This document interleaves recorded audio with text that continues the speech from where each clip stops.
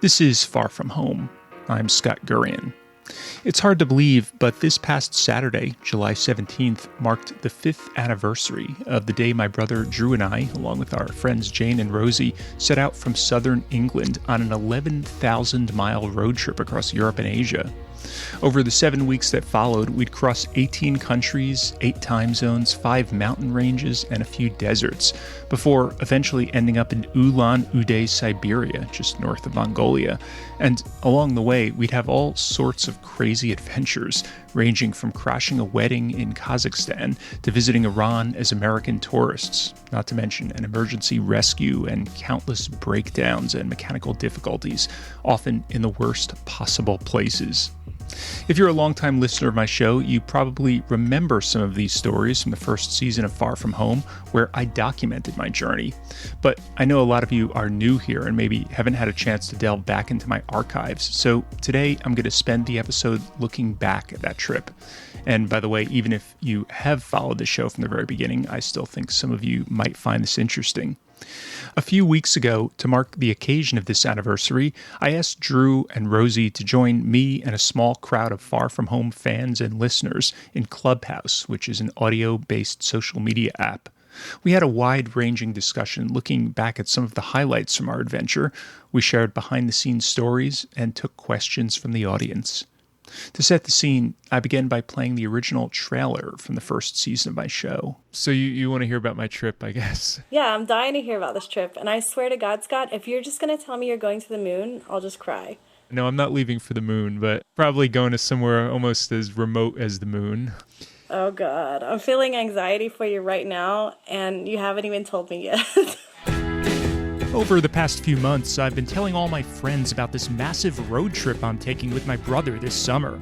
We'll be driving more than 10,000 miles. Wait, what is 10,000? I can't even, wrap my head around 10,000 miles. I think it's like a quarter of a way around the Earth or something. What? Over about 7 weeks, we'll drive across 18 countries, 8 time zones, 5 mountain ranges, and a few deserts, raising money for charity. And we're going to do it in a really tiny car. Where? We're starting in England, and we're driving to Mongolia. Oh my God. Your life is too comfortable and you just need challenges in life. Do they have AAA in all of those places? I don't think so. Yeah, okay. I mean, do either of you guys know how to work on cars? No, we don't even know how to drive stick shift. Oh my Lord almighty. I'm Scott Gurian. I'm a longtime print and audio journalist, and I'm starting a podcast called Far From Home to document this crazy journey I'm taking. But the trip itself is only part of the experience. We've got to plan our route, get a bunch of visas, buy a car, and figure out what to pack. Oh, and learning to drive stick might also help. So go to farfromhomepodcast.org to sign up for updates and subscribe to the show in Apple or Google Podcasts, Stitcher, Spotify, or wherever you get your podcasts. Listen in and follow along as we embark on the adventure of a lifetime. All my trips that I've done, the most fun I've ever had was when I had no idea what I was getting into. Okay, so let me welcome my two guests. There's my brother, Drew, who's here, and then our friend, Rosie. Thanks to both of you for joining me. We've been talking about doing this for a while, so I'm glad we're finally doing it. So, Rosie, why don't we start with you? Because this all kind of began with you. So do you want to, introduce yourself and remind us how you first found out about this event called the Mongol Rally? Absolutely. Thanks, Scott. And hi, everybody. What a lovely opportunity to remember such an extraordinary trip. It's a pleasure to think back on it 5 years later. So I'm Rosie, and I live on the beautiful western coast of Australia. And how did we come across this amazing thing called the Mongol Rally? In the most bizarre situation, I was having lunch. My husband was training to teach literacy to people, and we were having a lunchtime event. And he was sitting next to this lady. He had her on one side and I was on the other side of him. And all of a sudden he leaned over and he said, "Rosie, you really must speak to this lady." And he had been trying to make conversation with her, and she'd been quite reticent, and she actually said to him, "Oh, I'm not a very interesting person." And he said, "Well, surely there's something, do you enjoy travel?" And she said, "Well, yes," she said, "I do. Actually, I've just come back from doing this thing called the Mongol Rally." And she was even older than I am. She had driven with her daughter, and it had been such a profound experience for her that she ended up leaving her husband because it was quite a bad marriage, but it gave her such incredible confidence. And then she just started to talk about this trip.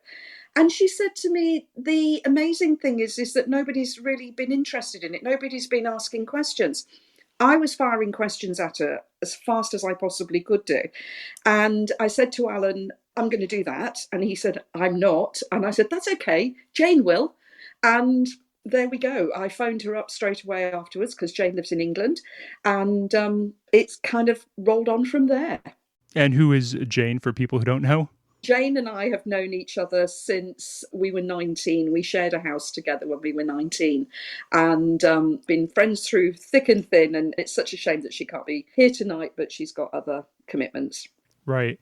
And then, Rosie, you and I and Drew met actually when we were in Cuba in, I guess, was it 2015, I believe? My brother and I usually take a big trip every year, like over Christmas and New Year's. And so we were in Cuba this one year, and you and your husband, Alan, were in our tour group. And we had some issues. We had kind of a bad tour guide who got drunk and sort of abandoned our group one evening. You remember that? And so all of us in the group kind of bonded. And we had a Facebook group we created, and we kept in touch after the trip. And then it was a number of months later that you actually contacted my brother and me and said, "Hey, I'm planning this crazy trip with my best friend Jane, and would you and your brother like to join us?" Drew, do you remember what were your initial thoughts? Absolutely. I, of course, am a little spontaneous, and I tend to jump on opportunities without really knowing necessarily what all is involved. But the sense of adventure that this trip made me think of was pretty incredible. And I knew that this is something that we had to be a part of. Yeah, it was definitely a crazy, incredible sounding experience. And I think I had heard about the Mongol Rally before, but I didn't really know what it was. And then when we were in Cuba, Rosie had mentioned, "I'm planning on going on this crazy trip." I thought it was interesting, but it wasn't until she actually approached us and asked us, that the idea was planted in my mind that like, oh, you could do this with her. Like for whatever reason, the thought hadn't occurred to me before. And once that idea was planted in my mind, I was totally on board. And I was like, wow, this sounds amazing. And it was pretty early after I made that decision that I thought, okay, I should start a podcast about this because I worked in radio for many years. I have the audio background, and this seemed perfectly suited to document. So the whole first season of my podcast ended up being about this trip. And I recorded the whole thing along the way so you could hear everything on tape. And we're going to be playing some clips from that today. So that's how it all started. And it wasn't just the trip itself, but even just the whole planning for this journey. As you could imagine, an 11,000-mile trip that ended up taking us about 7 weeks. There's just an enormous amount of planning that goes into this. We drove through 18 countries, and we had to get visas for many of these countries. We had to get vaccinations. Drew and I took a first aid class just to make sure, we knew what we were doing if in case, God forbid, anything happened.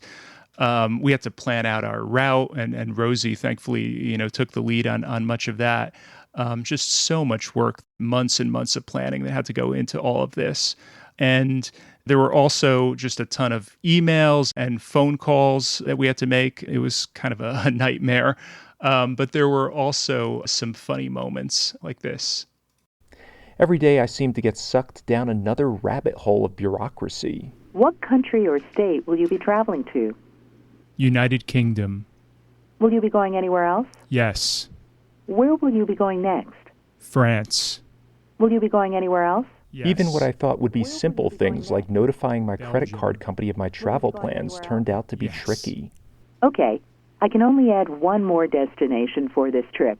Where will you be going next? Operator. Let me get someone to help you. Please hold. My name is Alden, and how can I help you? Hi, I'm going on a big trip, and I tried to go through the system, but it only lets me add, I think, 4 countries. I'm going to 19 different countries, so I guess I need to speak to you. Wow. It took a while, but Alden from the Mumbai call center helped me get things squared away. And he even tapped into his wealth of knowledge as a seasoned traveler to tell me about some highlights of the places I planned to visit, like Uzbekistan. You will see a lot of street fights out there. A lot of street fights, really? Yeah, of course. They're all about drinks and brawls. Kyrgyzstan. This is the part of the year I believe you should receive some monsoon weather. Oh, monsoon, you think so, yeah. And Kazakhstan. If you ever go to Kazakhstan, you would find some small restaurants that basically serve horse milk. Horse milk. Yes, horse milk and yak milk. So you definitely want to try, give a shot. Yeah, I guess I'll have to try it while I'm there, yeah. I don't know if it's any good, but we'll see. Yeah, it's good. So that's one of the many moments from the planning of the journey. So the other big task, as you might imagine, you're going on this big road trip, you need a car. And, we were buying a used car for this journey, but we couldn't just take any vehicle we wanted. Drew, you want to explain kind of what the rules were of it? So we should say the event was called the Mongol Rally. It's an annual event for charity. So we weren't just doing this alone. There were, a number of other teams who were on this trek. And there's only a few rules, but one of the big rules is about the vehicle that you take. So Drew, you want to describe what those rules are? Sure. So as I remember them, the car has to be less than 1.2 liters, which is, at least for American standards, an incredibly small vehicle. Generally speaking, it tends to be manual. It tends to be a car that does not have any air conditioning, and a car that just doesn't have a lot of power at all. I'm not exactly sure what the American equivalent of it would be, other than maybe like a bottom of the line, really, really tiny car that your grandmother may drive to the grocery store. So in our case, we ended up ourselves, as well as Rosie and Jane, we ended up both getting the same car, which was a Nissan Micra, which is a 60 horsepower, 990 milliliter little hatchback, essentially. Tiny, tiny little car, and doesn't have a whole lot of power. Yeah, that's for sure. We told people this is a car we're going to drive to Mongolia. They kind of rolled their eyes and looked at us and they're like, you can't be serious. But Rosie, you and Jane actually got pretty lucky with you. You also had a Nissan Micra, but the particular car you got, tell us about that. Jane is brilliant at getting stuff, and she talked the local technical college into using our car as their final year project. So these are kids who were studying mechanics, and they would have been, I think, sort of 17, 18. And for their final year project, they got our car rally ready. And it was just amazing. So the engine just purred. It was just incredible. They built us a roof rack. They checked the engine over for us. I think we had a replacement exhaust. Our tyres were absolutely immaculate. That little car was in the best shape of its entire life, I think, by the time these people had worked on it for us. So we were extraordinarily lucky from that perspective. Yeah, you were definitely a lot luckier than Drew and I were. Oh, yes. So we had a number of kind of challenges, even from the very beginning, just getting the car. I mean, first of all, this was a manual transmission, and neither my brother and I, knew how to drive stick. So that was a bit of a learning curve. We had our friend Rob help us with that. We're over across the ocean in the U.S. We're trying to buy a car from afar, looking on the internet, and we had some people who were helping us. So it's a British car we're looking to buy because that's where the rally starts. So, of course, the steering wheel was on the right, so there was that.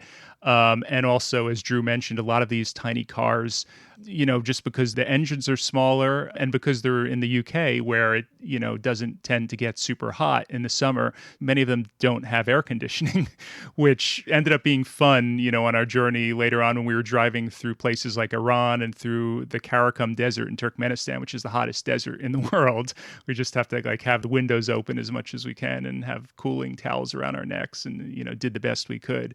And these cars were old, right, Scott? Oh, yeah. I mean, they were like 14, 15 years old. That's the other point. Yeah, they're used cars. We're not paying a lot of money for them. And let's see, we did the rally in 2016, and I want to say our car was it a 2001 maybe? Mm-hmm. They were old cars. there was these two guys, James and Adam Rowley, who were other people going on the Mongol rally. They lived in the UK. And so they were helping us and some of the other rally teams out where they were, we'd find a car in line. They'd go out to look at it. They'd bring it to their mechanic to check it over. So we found this Nissan Micra somewhere in London that looked like it might be a good candidate for our journey. So they went out and they met the guy who owned the car, a guy named Ali, this Pakistani guy who spoke kind of glowingly about this car he was selling to us. It's a beautiful, lovely car. The only problem I'm selling it, I've lost my job. So I can't afford to bloody pay the insurance, but there is nothing wrong with the car. It's got a new battery in it, so you've got no problems with that. It's got 4 brilliant tires. Engine is fine because it's only done 60,000 miles.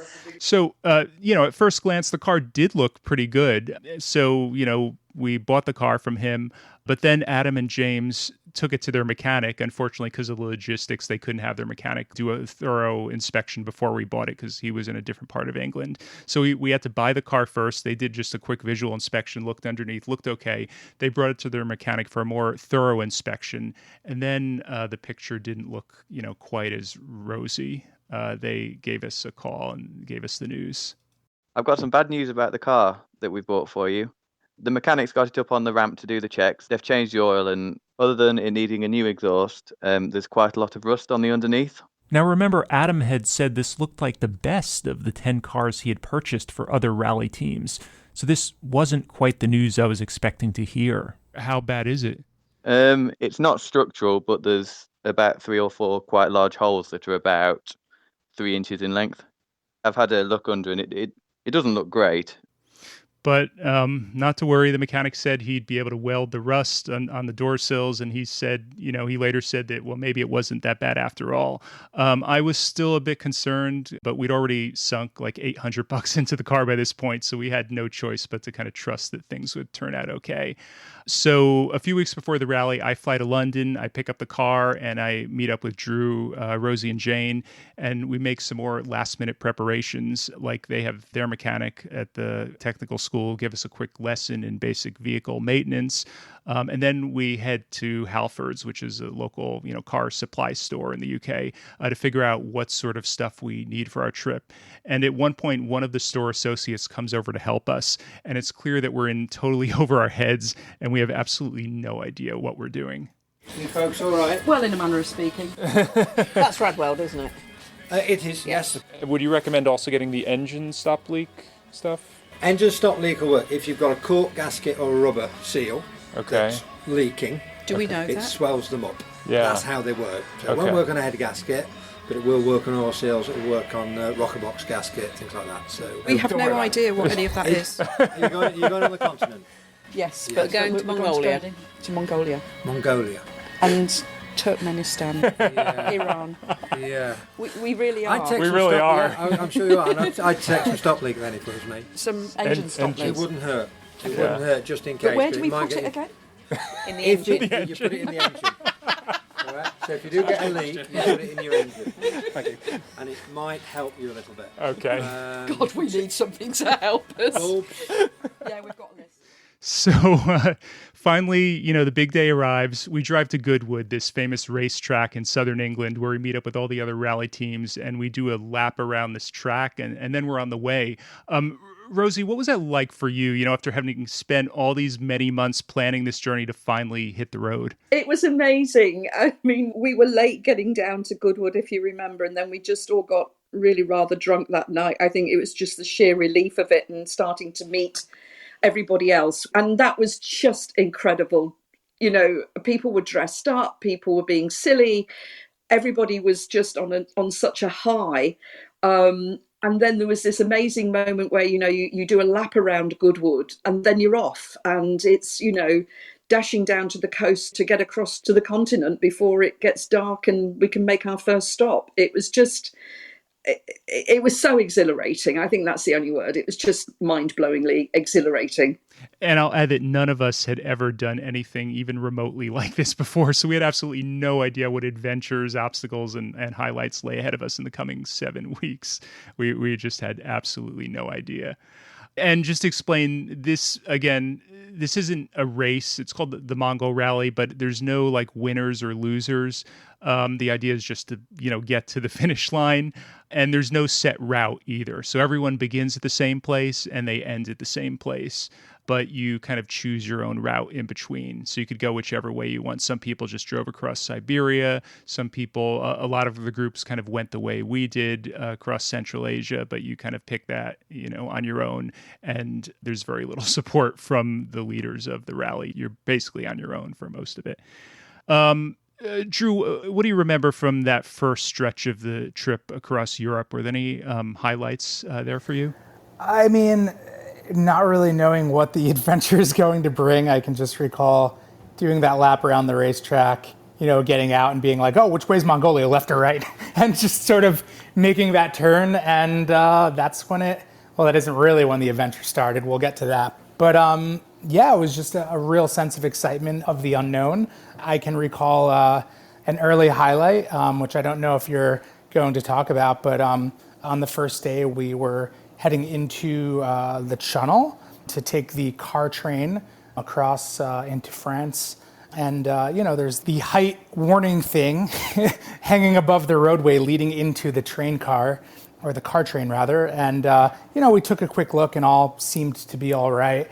And I don't recall whether we went first or Rosie and Jane went first. But Rosie, would you like to jump in and share what happens next?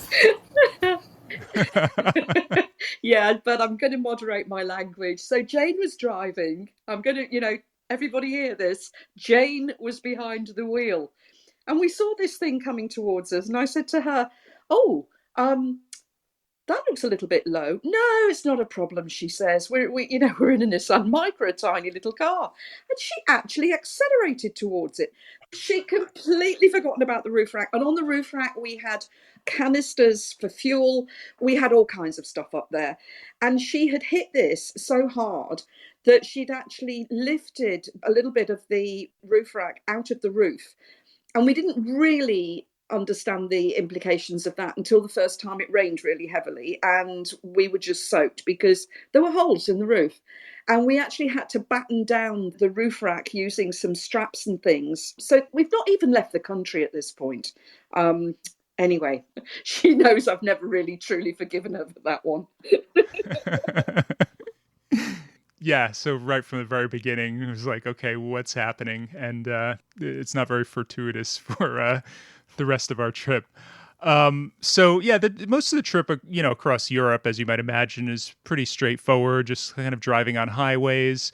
And it was pretty, we ticked off a whole bunch of countries off our list that, neither my brother nor I had ever been to, but it was pretty straightforward. I think it was when we got to Romania when I felt like the real adventure began, because we're driving on the highway and then suddenly the highway kind of ends. There's like barricades up ahead. It looked like they had run out of money to finish building the highway, and we're diverted off onto this side road, and we're driving past like women and old ladies in babushkas carrying bundles of carrots that they just dug up from the garden. Like it truly felt like we were like entering the old world. And so, yeah, Romania and Bulgaria were really fascinating. We went on this crazy winding road called the Transfăgărașan Highway, which has been in all these like car commercials and everything, this, wandering through the mountains, really incredible. And it was also around this time when our car problems first began, where we started having some radiator issues. We weren't quite sure what was going on. We started seeing a few mechanics, but, we're starting to get a little concerned. We don't know what's happening, but okay, nothing too bad so far. We crossed over into Turkey, and just to remind people, this is the summer of 2016. And so it was just kind of bad timing through no fault of our own. We arrived at the border to enter Turkey 6 days after an attempted coup. We kind of didn't have a choice. We kind of were scrambling around at the last minute to see what are our options. Is there another way we could go? Is it safe this way? And, just with visas and timing and everything, we didn't really have another choice. But it ended up actually being totally fine. You almost never would have known what had taken place just a week earlier. And all the hotel owners and restaurant owners were so happy to see us, because they said all the other tourists had been scared away, and they were really desperate for any tourist money they could get. So they were so thrilled that we were there. And then we went to Iran, which, there obviously as you can imagine, some of our friends and family members were a little concerned. Just the stereotypes people have about Iran, that, they were going to be chanting death to America or whatever. It ended up being totally fine, and not just fine, but it ended up being a highlight of our journey. People were so excited to see Americans and Brits. You'd meet people, total random strangers. They walk up to you. They want to practice their English. They want to get in a conversation with you. They're so excited because not a lot of tourists visit there. And you chat with them for 5 minutes, and suddenly they're inviting you to their home. Come for tea, come for dinner, stay with them, meet their family. It was just incredible, this sense of Persian hospitality, more than anywhere else I've ever traveled. The people were just incredibly warm and friendly. Even when we were driving, we'd be driving, on the highway or whatever, and people would pull up next to us, roll down their window, and shout out to us, well, where are you from? Or they'd just see these, foreigners coming through, and they'd like smile and give us a thumbs up sign as we were driving down the road. It was like we were celebrities, which was really cool. Just to give you an example of how excited people were, there was this one instance where we were walking through a park in downtown Tehran. My brother and I were approached by a guy named Danielle who spoke perfect English but had never met an American before and had trouble believing that we were honest-to-God, real-life United States citizens there in the flesh. "You're bullshitting me," he said, and asked us to show him our passports before we finally convinced him. Sorry because of my language, because I'm shocked. Have you never seen Americans? No. Really? Really? Oh, okay. No, Americans can come. I have family there, but I haven't seen them. Where's your family? Where, in the United States? New York. Yeah, in New York? Okay, yeah, we live in New York as well. So you have family in New York, but you've never gotten to visit them there. No. I haven't been in contact. This is the first time, and I see American. Really? A Native American, yeah. We couldn't stick around to chat since we had to keep up with the rest of the group, but we said he could tag along if he wanted. No, so you can walk with us if you want. I don't know if it's okay if I walk with you. Yes. You can keep. Because a friend is just anticipating my. Oh, I'm sorry. Okay. But it wouldn't be a bad thing, just an American after like 100 millennials. I'm seeing it for 5 minutes would be just 5 centuries. It's right. It's a legitimate excuse. Another thing that stuck out to me was that many Iranians seem to be way more aware of and influenced by Western culture than we ever could have imagined. Like one day we met this college girl who ended up tagging along with us, who was studying Shakespeare in school, and she told us that her favorite TV show was Desperate Housewives. It seems like in some cases they knew more about American culture than we did. Rosi, I know you were super excited about going to Iran from the very beginning. It's somewhere that had always been on your bucket list. What did you make of the country, and what was the highlight for you? Yeah, you're absolutely right. This was the one place in particular that I was excited about going to. And I have mixed feelings, if I'm being honest. That friendliness, genuine warmth, and interest in us was extraordinary. And like you said, it was very surprising as well. And I remember those car journeys, and they were throwing gifts to us as we were driving along, 100 k's an hour, and they were throwing fruit into the car through the windows. And Jane and I got thrown a necklace at one point as well. I mean, it was just quite amazing. And the drivers are completely crazy. The sights are beautiful. Isfahan in particular is the most exquisite city with the most amazingly beautiful gardens and buildings and things, and that wonderful square there where we spent the evening. And do you remember they wanted us to stop and have picnics with them, which was just incredible. And then there was the other side of it, which there was anti-British sentiment, it has to be said, particularly in Qom and Mashhad, which are the two really deeply religious cities. They were interesting, and being female there was quite, how do I put it? It was an interesting experience because, as you know, Jane and I had to cover from head to toe.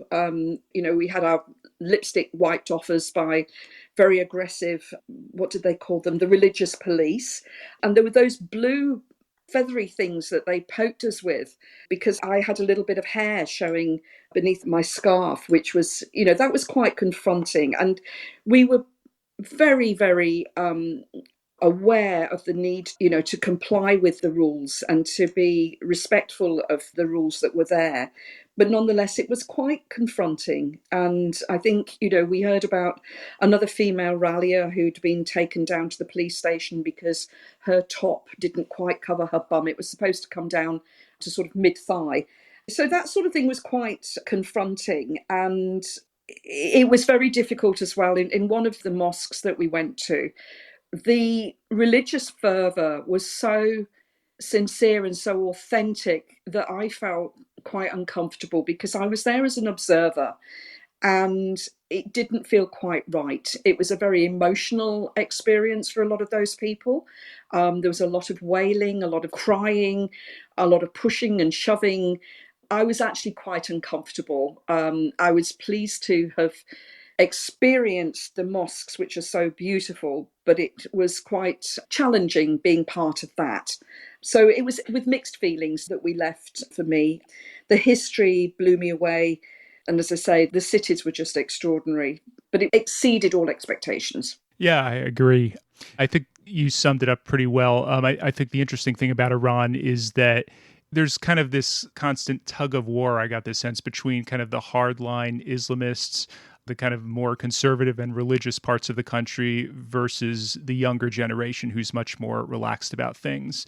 Like a lot of the women, they need to cover up their heads and everything, but they still want to show their beauty. So Iran actually has the highest percentage of women who've gotten rhinoplasty nose jobs in the world. Like in many ways, they're very kind of Western and, it's just this dichotomy, which I found really interesting. Okay, so after Iran, we went to Turkmenistan, which is definitely one of the strangest and most reclusive countries in the world. Not many tourists even go there. It's really hard to get a visa. This is a place where the former president named the day of the week and the months of the year after his relatives, and he erected a gold statue of himself that's on a pedestal that rotated so it always faced the sun. So a profoundly odd place. Entering the country, we kind of went through this like military base, but then we're driving through these hills. It almost felt like a drive-through safari. Like they're saying, oh, you can't take pictures. It's a military base. But then we'd see like a pack of wild gazelles running across the road. It was just really fascinating and unexpected. And then we come to the top of this hill and we see the skyline of Ashgabat, the capital city, down the hill, like laid off, in the distance. We descended from the hills, and it was just profoundly odd. Like our guidebook described Ashgabat as a cross between Las Vegas and Pyongyang. Drew, you want to pick it up from here and kind of describe what it was like driving around Ashgabat? Sure. It was, as you said, incredibly surreal. It was as if we were walking into like an Avatar movie or something otherworldly. We came out of these windy mountains with all of this wildlife and quickly entered this very, very wide street, probably, 3 or 4 lanes on each side, it seemed, and absolutely pristine landscaping. All of the street lights were like white and gold or something like that, really architectural and very modern but weird. But the eeriest thing was there was not a person in sight. There was not another car on the road. We didn't see a single person. It was these white marble buildings and no one around. It looked like the city had just opened for business. And Turkmenistan, we should say, is like the second most authoritarian country in the world after North Korea. There's no press freedom. Even our guide in Iran had told us that he had been sort of weirded out when he visited Turkmenistan several years earlier because he felt like he and his group were constantly being watched. And we definitely got that vibe as well, like that very first day when we were driving around. I think this is a story Drew was about to get to. This is what happened when we were driving around through the empty streets. It was just a few minutes later, as we approached an empty intersection, that we were flagged to the side. Is he pulling us over? There's a cop in the middle directing traffic. I think he's pulled us over. We weren't speeding, and we couldn't figure out what we had done wrong, aside from driving ridiculous-looking rally cars with foreign plates, but maybe that was enough. The cop approached Rosie and Jane's car, since it was in the lead. He didn't write a ticket or seem like he was scolding us in any way. Instead, he simply held us there for several minutes, sort of engaging in small talk, but he didn't speak any English, and we couldn't understand any Turkmen, so we had no idea what he said. It's almost like he was stalling time while he listened to someone talking to him in some sort of earpiece. And then This part is still hard to believe, but more cars suddenly started appearing on the roads around us, almost like actors walking on stage late for the performance, and he let us continue on our way. Looking back later on, we all tried to figure it out, but we couldn't quite shake the crazy feeling that we were in some sort of real-life Truman Show, where Jim Carrey's character realized that everything was a facade, a show being put on just for him, and everyone around him seemed to somehow be in on it. Maybe I'm losing my mind, but it feels like the whole world revolves around me somehow.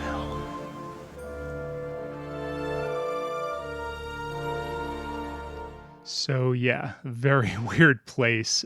We heard all kinds of stories. I think there was something where the president of Turkmenistan had mandated that all the cars had to be painted white around that time, or there were also rumors that maybe we had to get a car wash before we entered the country because they wouldn't let dirty cars into the country. Just kind of crazy stories, and many of them were actually true. Oh, and I should say, we later checked into this 5-story luxury hotel, and it seemed like we were the only guests there. Another example of how weird things were. And there was also this incident where one of the other rally teams actually found an SD card reader, which they were afraid might be some kind of listening device hidden in their hotel room chandelier. So super creepy. The other profoundly odd thing about Turkmenistan was this place we went to called the Gates of Hell. Rosie, you want to describe that?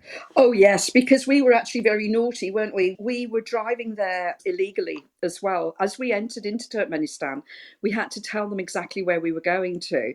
And we explained that we were going to go to this place, Devasa.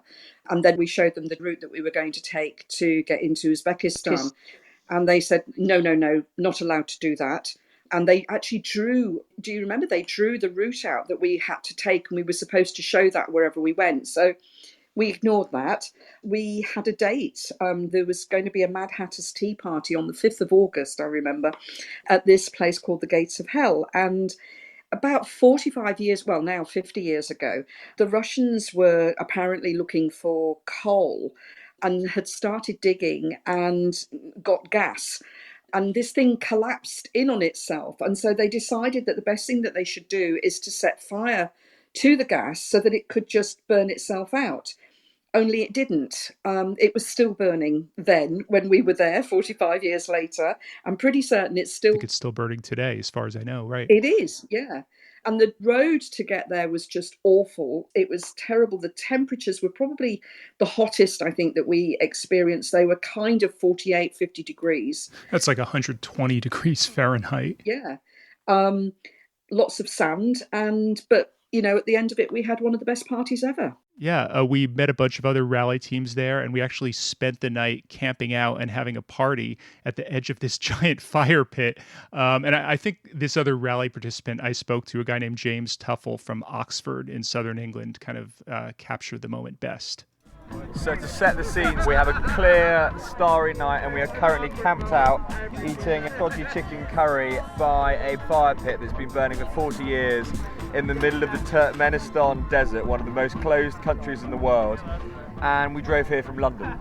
It's utterly surreal on so many levels. So it was while we were driving across Turkmenistan that our car finally broke down, like really badly broke down. What we later found out was a blown head gasket, which is like a major car repair that you never want to happen to your vehicle.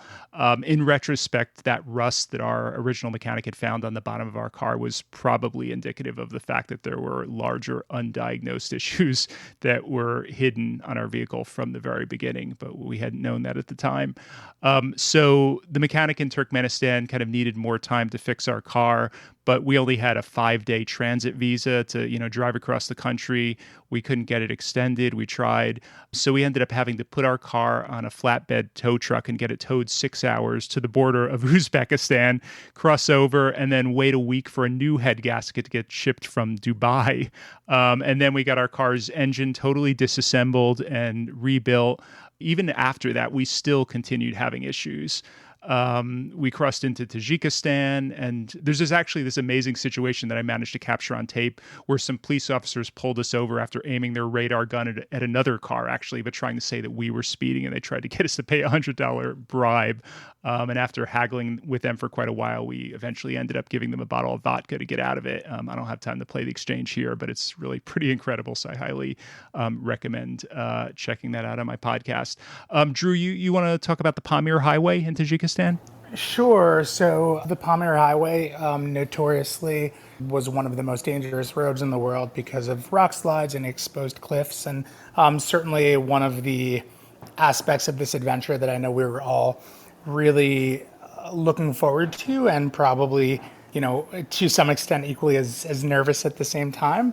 So we got going on the Pamir Highway on our first day, and you're right across the river from the northern border of Afghanistan, probably 200 feet away or closer at some points, and incredibly treacherous road. There were points on the highway where our average speed for an entire day was somewhere around 15 miles per hour because you're just slugging through these massive ruts. And again, keep in mind, we're in a tiny little golf cart of a car with very small wheels and not the best suspension. And you're going incredibly slowly. And of course, it's very hot. And it was a pretty amazing part of the trip. We should explain. So we're right across from Afghanistan, like easily within shouting distance of the country, but there were like these crazy class 5 rapids in the river between us and there, and sheer cliff faces in much of the area on the Afghan side. But on our side, we'd go through these little towns, and like they were used to seeing all these rally teams come through. So the little kids would like line up in some of these towns on the roadsides and like stick out their arms to give us high fives as we drove through. It was really cute. I can recall the very first night sleeping at a rest stop, if you will, where there was a hotel that was listed on Google Maps when we still had service, and we were aiming to get there and then come to find that it was listed on Google in the wrong place. So there was nothing. There wasn't even a town where Google had said that this little hotel would be. So we ended up stopping at what seemed like a truck stop. It was us, 2 or 3 truck drivers, and maybe 1 or 2 other people, and we slept in a room inside. Rosie and Jane were in, and Scott and I slept outside on these sort of day beds with a thin pad on it.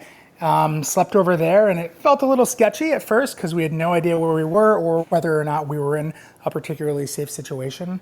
But, we made it through. Everything was fine. Everyone was incredibly kind. And then the next morning, they made us this lovely breakfast where they had so much fresh fruit, and they had picked fresh figs for us from the tree. They made us all sorts of stuff. And that was the first night of that part of the adventure. And Rosie, I remember that next morning, you were actually getting a little emotional. Do you know, I was reading through some notes in preparation for the, sort of my diary notes for this, and it happened again. I just got completely overwhelmed. I remember that morning so incredibly vividly because we had left Dushanbe, which was the capital of Tajikistan. We'd left there with a sort of a bit of a rule. We weren't going to drive at night. We were going to try and convoy with other people. And we didn't do either of those. We ended up doing that drive, as Drew said, in the dark on a terrible road.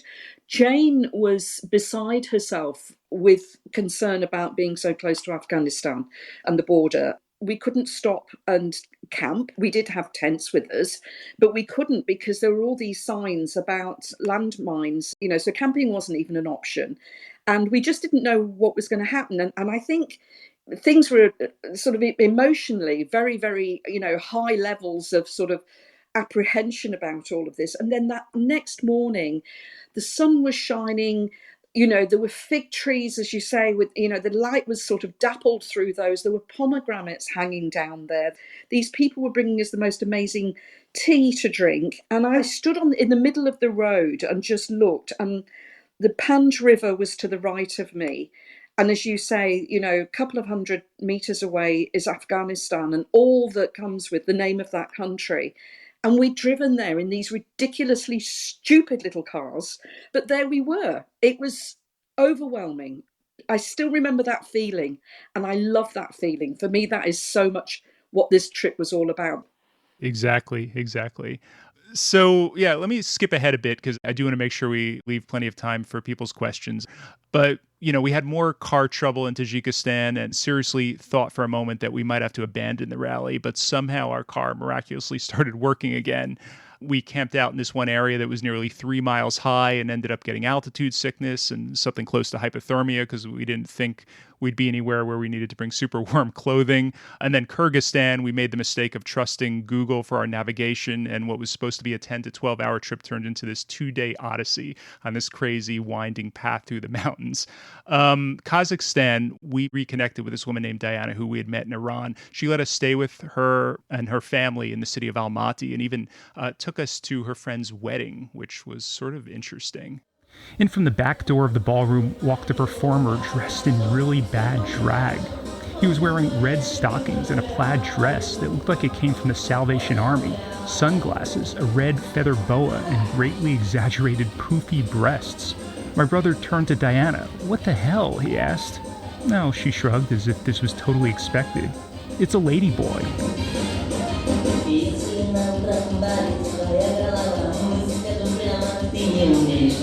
It seemed a bit trashy, but mostly just ridiculous, so the four of us didn't quite know what to make of it. But as he jumped up and down and flapped his arms like a chicken, the audience seemed to love it.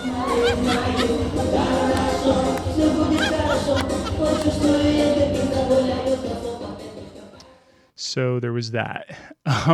So let's finally move on to Mongolia. Drew, what were your impressions of the country? I think going into it, we all knew that Mongolia was going to be, of course, an incredible challenge and just this immense beauty and vastness to the landscape. When we first got there and we went through border patrol or customs, I can remember it just being absolutely frigid cold, like what felt like hurricane force winds and torrential downpour. So that was our welcoming to Mongolia. But I can recall very, very soon after, pulling off on the side of the road to take photos of and with wild yak. Just this vast landscape that we had seen some of in Tajikistan and Uzbekistan and, of course, on the Pamir Highway. But just the immenseness of this landscape was really, really incredible. And there's a few things you'll need to know about Mongolia if you've never been there. So if you look at a map of the country, and it's a pretty big country, you'll see these lines on the map like going east to west. And you'll think that maybe if not highways, they're at least like paved roads. These are like the main east-west roads across the country. But in many places, they're not paved. They're just kind of like tracks you're following of the vehicles that went ahead of you, like tracks through the sand and through the grass. And there's no signs, like not even signs in Russian or Mongolian, like just no signs. And it's really hard to navigate. We had like 3 or 4 paper maps and then Google Maps and then like a satellite device, like a map on there. We're trying to constantly compare them all. But even so, you'd see like one line on the map, but then in reality, this path would split into 3 or 4 paths. And you're trying to figure out like, what the hell do I do? Like, which way do I go? And it was just really confusing. And GPS didn't work very well, not just because there wasn't much cell service, but the country just is not mapped out very well to begin with. And then there were like river crossings. Like we'd be driving along and then sometimes a bridge would be out. Sometimes there was no bridge to begin with. We'd, come to this little stream or whatever and we had to drive across it. And of course, our little car isn't really capable of going in water more than a foot or so deep. So that was always a challenge. To make a long story short, this one day we're driving, we kind of got caught in this one river crossing, kind of trying to get out of it. Drew misjudged, the exit from it. And we got stuck and we had to wait for a truck to come and like pull us out. And then on the map, we saw another river crossing coming up and we wanted to avoid it. And we saw, okay, there's this path of the road that goes off to the right and let's take that one. It looks like it goes parallel to the main road and hopefully we could avoid the river crossing and meet up with the main path a little bit later on, which is all well and good if it's flat terrain. But the problem is it was very hilly there and our little tiny car just doesn't have a lot of horsepower. So it's not capable of making it up steep inclines. So we started going. And after we go up like the first or second hill, we just know like we have to keep going because there's no turning back. Like our car won't make it back up the way we came. So again, to make a long story short, both of our cars ended up getting stuck at the bottom of this like rocky ravine, like a canyon. And the other thing I should mention is that Mongolia has the lowest population density of any country in the world. So if you get stuck, there's no one to like just knock on their door and, go for help. So we were just stranded in the absolute middle of nowhere. Thankfully, we had this satellite device, so we were able to contact Jane's partner, Tim, back in the UK, who in turn reached out to the American embassy in Ulaanbaatar, Mongolia's capital, to see if they could help us. But when they got in touch, we sort of had this moment where we freaked out because it sounded like they were overreacting. We had just set up the tent when Drew received a text from someone at the American embassy. Oh my God. What? Do you have like a rescue effort underway? We rushed back to share the news with Rosie and Jane. Here, listen, we got a message. So hold on. Hi, my name is Michael Cochran. Are you receiving this message? Here's my email address. He said, if you're receiving this, know that help is on the way. NEMA? What is NEMA? I'm thinking that's National Emergency Keep going. Management. Keep going. If you're receiving this, know that help is on the way. NEMA was dispatched almost an hour ago. You should expect to be picked up after sundown. Please attempt to make a fire to keep warm or stay in your car to keep warm if possible. And begin to come up with a signal plan. Fire should be your best option. Or if you have chem lights, anything that can be used to signal your location. I think they're sending a helicopter or something. I don't know what. Shit. Oh, God. I mean, it's great to know help's on the way. I just don't know what that means. We later found out from the embassy that there actually wasn't any air support in the entire country of Mongolia, so we needn't have been worried. They ended up sending a truck of guys from the Mongolian National Emergency Management Agency who arrived after midnight and got us back to the main road. And a few months later, the embassy actually emailed us a photo of the American ambassador to Mongolia presenting an award to the head of NEMA for their work on our behalf, since we were apparently the first American drivers that they had ever rescued. Mongolia's roads, did quite a number on our car, because after that we had a few more mechanical issues, but eventually, after 11,000 miles and 53 days, 18 countries, 10 mechanics, 7 tows, 2 broken axles, a blown head gasket, a busted radiator, broken drive shaft, a tire blowout, and that emergency extraction, we finally reached the finish line of the rally in Ulan-Ude, Siberia, just north of Mongolia. And I have to say, it felt like sort of a miracle. Rosie, do you remember the feeling you had? Yeah, it was, there was that elation that we'd finished, that sense of achievement. But I don't know if you remember it. It was a bit of an anticlimax as well, because we'd actually taken quite a long time to get there, partly because of the car. There wasn't a sort of a huge welcome party like we expected. A lot of people had already been and gone. So that was a little weird. And for me also, there was just unbelievable sadness that this incredible adventure was kind of coming to a close. So again, very mixed emotions. And what was that like for you, Drew, driving up to the finish line? I'm with Rosie there. It was a feeling of relief just to know that we actually made it. I mean, you sort of alluded to it earlier, but there were days where there were tears shed and we truly were just trying to see if that was our last day and if we had to finish. And Rosie and Jane, made a lot of sacrifice for us, and we didn't even get to talk about it, but there was many, many days where they towed us, across incredibly rocky terrain with a tow rope, which was incredibly unsafe and put a lot of pressure on their car. And luckily we were all safe and nothing happened, but there were some really, really rough and rocky days. And I was kind of amazed that we had made it. It's just sort of like towards the end, it was kind of like, all right, we're taking this one day at a time. We'll kind of see how our car performs tomorrow and the next day, and will there be a tomorrow? So the fact that we made it was just a real sense of relief, because I really was losing hope at a certain point that our car could do it. But we made it. It was great to get to the finish line. But yes, it was a little bittersweet and kind of didn't want it to end on one hand. But also, you kind of get there and you're like, oh, okay, we're here. Like, now what? And of course, we're all completely tattered and exhausted. But yeah, it's tough to end an adventure like that and not really know like what comes next. I have a few more questions, but all of you in the audience have been extremely patient. So I'd like to open up the floor and give all of you a chance to ask whatever's on your minds. I'd also love to hear from other people who participated in the Mongol rally. So if you're one of those people and you have a story you want to share, please chime in. So who has a question or comment?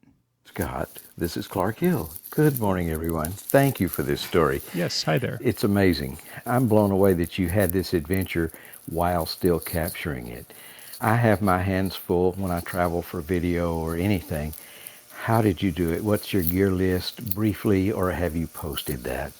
I mean, as for myself, photographically, I brought a single SLR with me. I brought a little Leica with a single lens just because I knew we had a lot of gear that we needed to bring. So needed to have everything really pared down. But on top of that, because we were traveling into many countries that we really were unsure of what the situation would be crossing the border, we needed to make sure that myself and Scott in particular with audio gear, that we were not seen as journalists because we were not traveling on journalist visas. So we had to pare down gear. Scott, maybe you can chime in for a moment on your basic kit, but yeah, we did try to keep it pretty simple.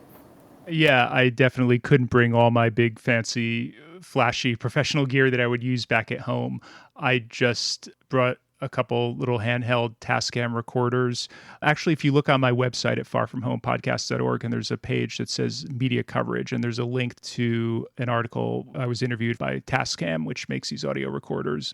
It's called the DR40, which they don't make anymore. But yeah, just these little handheld recorders that don't really stick out. And sometimes even that was too flashy, like to capture some of the moments, like interactions with border guards rather. And like when we were pulled over and asked to pay that bribe in Tajikistan, I just recorded on my cell phone, like totally inconspicuous. And the sound actually ended up being surprisingly good given the circumstances. But yeah, in a situation like this, when you're going to all these countries, you definitely need to go kind of under the radar and do things a little bit differently than you would normally do.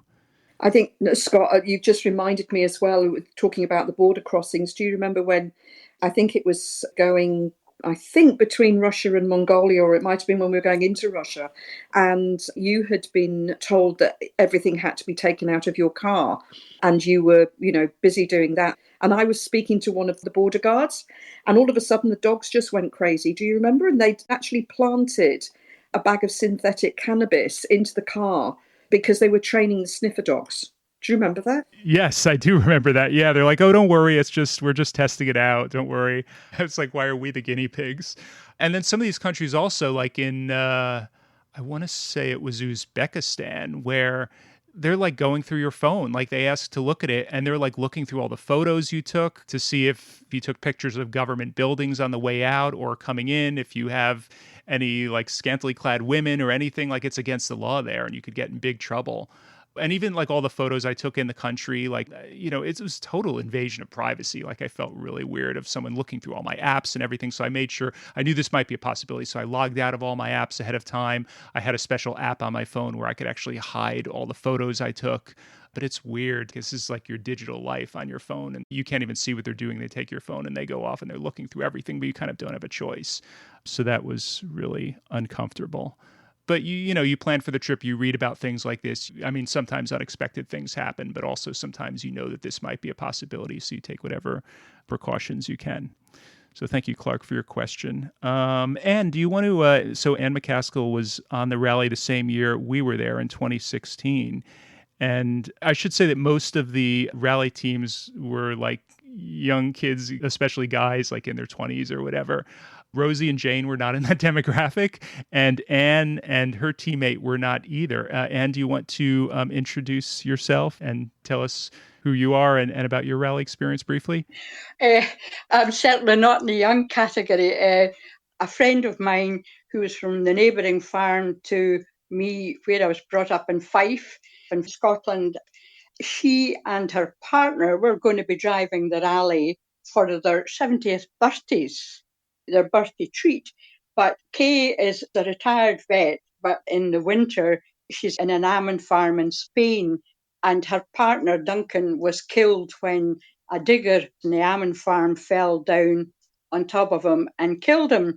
So 2 weeks after he died, this was about a year and a half before the rally, she asked me if I would do it with her in his memory. So, of course, I couldn't refuse that because she asked me because she thought I might have the nerve for it. So, anyway, she got this Renault Traffic van, which she bought in Holland. It was about 20 years old.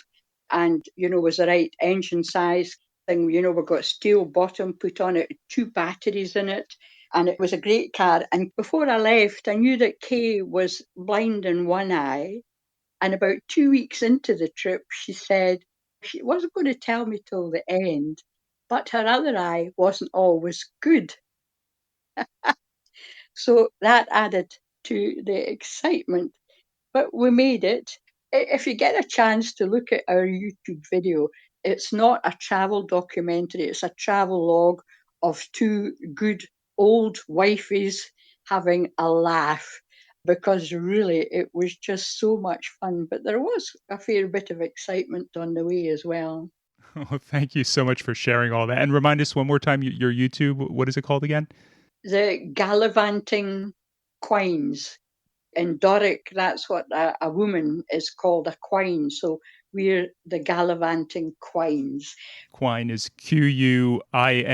Ines. Thank you so much, Anne, for sharing your stories. Anyone else have any questions that you'd like to ask any of us?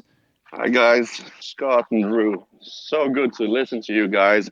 Congratulations to fellow veterans of the Mongol Rally.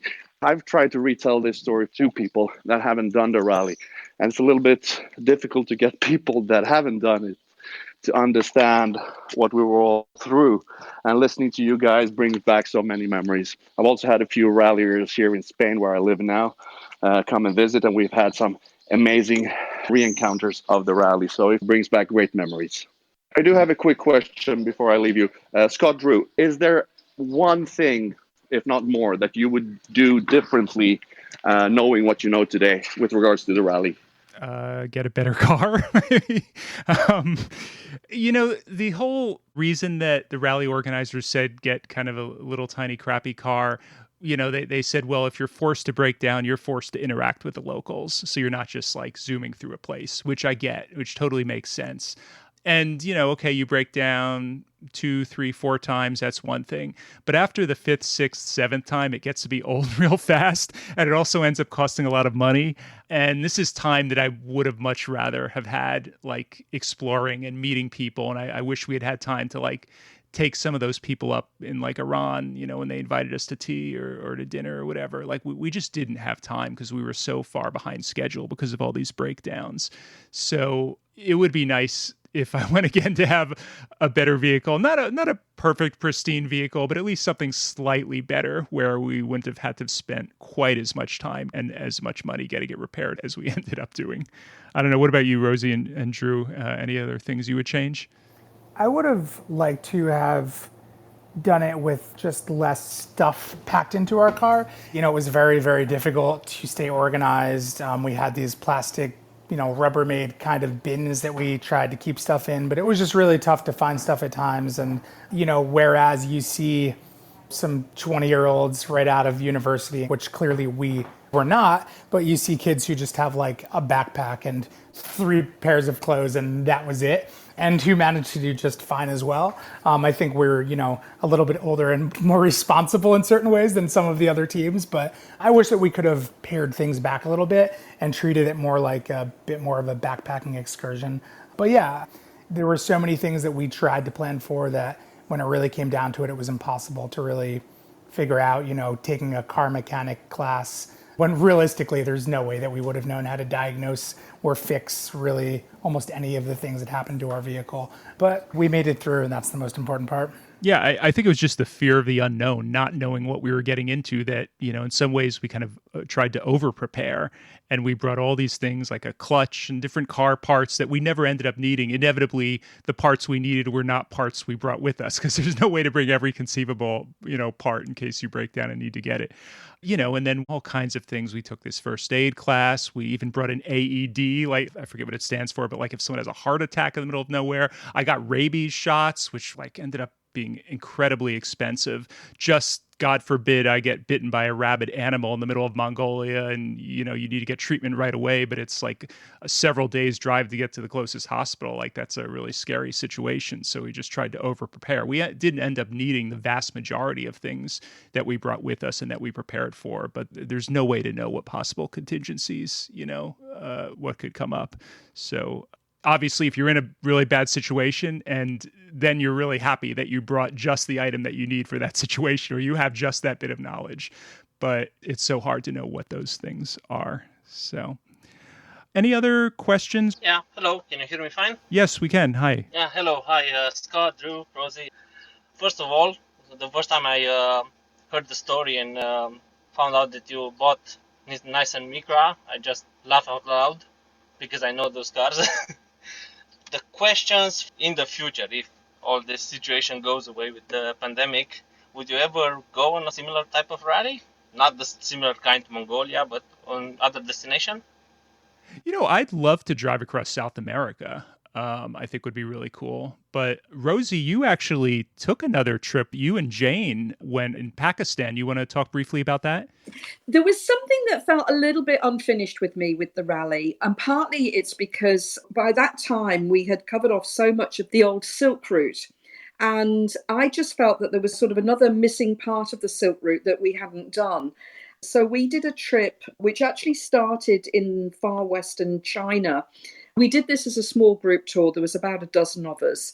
And we started off in the Xinjiang province, which many of you, I'm sure, will be aware is the Uyghur part of China and is obviously in the news a great deal at the moment. So we started in Kashgar and then travelled overland from there to the Pakistani border and crossed over there, and then travelled mainly down the Karakoram Highway and the northern Hunza area, which is just stunningly beautiful. Pakistan just exceeded anything I could have possibly have imagined. Beautiful, beautiful, beautiful. And we had a lot of adventures there. We were in a small jeep going up to something called the Fairy Meadows, which is the most extraordinary high area that you're kind of overlooking the last mountain of the Himalayas at that point. And once we got out of the jeeps, we then had to walk, got on horseback at one point. It just so steep, so high getting up to this part of the Hunza, but it was just stunning. Drew, you want to talk briefly about any things kind of on your radar, like your next big adventure you want to go on? I don't know. I mean, doing something like this really kind of opens your eyes to how big and small the world is at the same time, and really kind of how anything is possible. And I don't know if I necessarily will or necessarily even want to do something that quote unquote tops this, or, it's necessarily a 2-month long road trip, but, there's certainly places that I really am looking forward to getting to, hoping to get to Ethiopia in the next year and a half. I have a friend who's getting married there and looking forward to going there for that wedding, as well as, seeing other parts of the country, in particular the Omo Valley. I really want to get to Antarctica at some point, and that's something that's pretty high up on my list. But I think overall, just the sentiment of, this being such an incredible adventure, and, it's definitely just the start. Thanks so much to Drew and Rosie, as well as all of our listeners who took part in that conversation. If you want to learn more about our trip, I've posted a link in the show notes, along with a link to Anne McCaskill's video on YouTube that she mentioned. If you're new to Far From Home and you haven't had a chance yet to listen to my first season, I hope this whet your appetite to go back and binge the show from the very beginning. And if you're a long-time listener and you enjoy this program, please help spread the word by posting about it on social media and telling your friends. There's tons of bonus content, including videos and photos from our trip on my website, farfromhomepodcast.org. You could also find and follow the show on Instagram and Facebook at Far From Home Podcast, and follow me on Twitter, where I'm at Scott Gurian. If you want to participate in future events like you heard on today's show, follow me and the show on the Clubhouse app, which is now available on both iPhones and Androids. And good news, I've just heard that the app is no longer in beta mode, so you no longer need an invitation. If you have any comments or questions about today's show or anything you've heard, you could write me, as always, at info@farfromhomepodcast.org. Until next time, thanks for listening.